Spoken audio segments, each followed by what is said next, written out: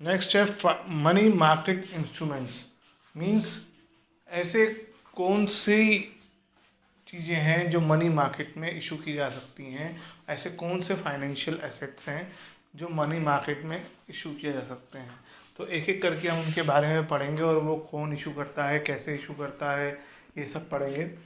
तो सबसे पहला जो है वो है ट्रेजरी बिल्स, जिसे शॉर्ट में टी बिल्स भी कहा जाता है, ट्रेजरी बिल्स। ठीक है, टी बिल्स क्या होते हैं? टी बिल्स जब सेंट्रल गवर्नमेंट को पैसे की ज़रूरत होती है शॉर्ट टर्म के लिए, तो याद रखो यहाँ पे पैसे की ज़रूरत शॉर्ट टर्म के लिए है, तो वो ट्रेजरी बिल का सहारा लेता है और वो रिजर्व बैंक ऑफ इंडिया के थ्रू ये काम करता है। RBI issues the treasury bills on behalf of central government.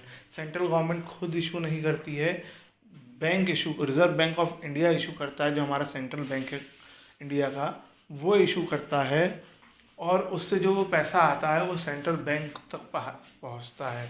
Central bank उसको यूज़ करता है, सॉरी सेंट्रल गवर्नमेंट उसे यूज़ करती है। सेंट्रल गवर्नमेंट उसे यूज़ करने के बाद कुछ टाइम बाद जब इशू किया जाता है, बताया जाता है कि कितने दिन के लिए इशू किया गया है। For example it is issued for 80 days, 89 days, 5 months, less than 1 year के लिए इशू किया जाता है। और जब वो टाइम पीरियड पूरा हो जाता है तो गवर्नमेंट जो है थ्रू आरबीआई, जिसने पैसा दिया होता है, उसे विद इंटरेस्ट पैसा वापस कर देते हैं। It is a short term borrowing instrument issued by government of India. RBI issues it on behalf of government. Government of India को जब पैसे की ज़रूरत होती है शॉर्ट टर्म पैसे की, तो इसका सहारा लिया जाता है और ये आरबीआई इशू करता है on behalf of government. It is also known as zero coupon bonds. इन्हें ज़ीरो कूपन बॉन्ड्स कहा जाता है क्योंकि इसमें कोई भी रेट ऑफ इंटरेस्ट डिफाइंड नहीं किया गया है। जब ये इशू किए जाते हैं, पहली बात तो they are issued in the multiples of 25,000। It has, वो आगे आएगा, it has a maturity of less than 1 year, 14 days से लेकर 64 डेज तक।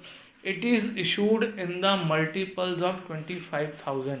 यानी आप ट्रेजरी बिल जब लेने जाओगे तो आपको ये बताना है आपको एक ट्रेजरी बिल लेना है, 4 लेने हैं, 10 लेने हैं।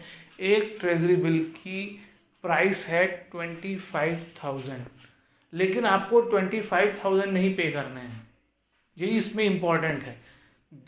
प्राइस 25,000 है फिक्स, चाहे कभी भी इशू करे गवर्नमेंट, सालों कई ईयर्स से और आगे आने वाले ईयर्स तक 25,000 ही है उसकी।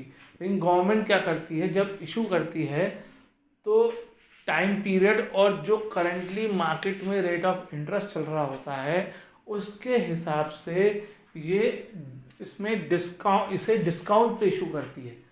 इसलिए पहले से कोई रेट डिसाइड नहीं है। ज़ीरो कूपन रेट बॉन्ड इसलिए कहा गया है कि इसका जो कूपन वर्ड यूज़ होता है फाइनेंशियल लैंग्वेज में रेट ऑफ इंटरेस्ट के लिए, कूपन रेट कहते हैं ये लोग।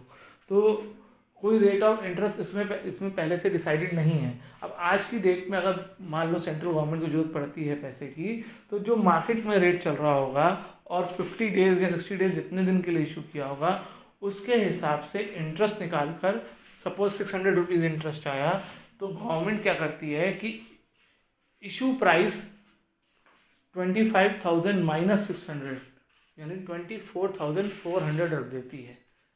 हर एक इन्वेस्टर को गवर्नमेंट को 24,400 रुपीज़ देने हैं एक ट्रेजरी बिल के लिए। It is issued at discount and repaid at par. जब इसके गवर्नमेंट पैसा वापस करेगी तो पूरे 25,000 वापस करेगी, चाहे इशू कितने में भी हुआ हो। इशू कम में ही होगा और वापस 25,000 होंगे। जो इशू प्राइस और ये रिटर्न प्राइस, जिसे फेस वैल्यू भी कह सकते हैं, जो एट पार बोल रहे हैं, एट पार का मतलब जितनी वैल्यू थी उतने में फेस वैल्यू है, तो वो डिफरेंस जो है वो इंटरेस्ट हुआ। जो मैंने एग्जांपल दिया, आपने 24,400 दिए गवर्नमेंट को, गवर्नमेंट ने आपको 50 डेज़ के बाद 25,000 रुपीज़ वापस कर दिए, तो ये 600 रुपीज़ जो आपको मिले, ये 600 रुपीज़ का इंटरेस्ट हो गया। They are negotiable instrument and freely transferable. ये बात मैंने आपको बताई थी। मनी मार्केट इंस्ट्रूमेंट सभी के सभी नेगोशिएबल होते हैं। अगर आपको 4 दिन बाद पैसों की ज़रूरत है तो आप इसको किसी और को सेल कर सकते हैं। आपने 24,400 में ख़रीदा था, 4 दिन बाद दे रहे हो तो थोड़े से ज़्यादा पैसे मिलेंगे, है ना। जो 4 दिन में आपने कमाया वो आपके ऊपर है कि आप बार्गेनिंग कितनी कर लेते हैं। गवर्नमेंट वापस नहीं करेगी, गवर्नमेंट तो 50 दिन के बाद ही वापस करने वाली है। और जिसके पास उस दिन जो होल्डर होगा, बियरर होगा, उसको पैसा वापस मिल जाएगा। 25,000 रुपीज़ पर treasury bill. Safest investment as it is issued by RBI.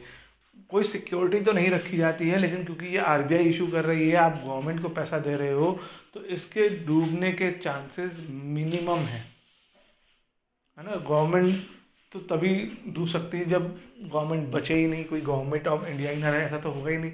एक गवर्नमेंट जाएगी, अगली गवर्नमेंट आएगी, तो पैसा तो आपका वापस आपको मिलेगा ही। चलो आज इतना ही करते हैं, इसके बाकी इंस्ट्रूमेंट्स हम नेक्स्ट टाइम करेंगे।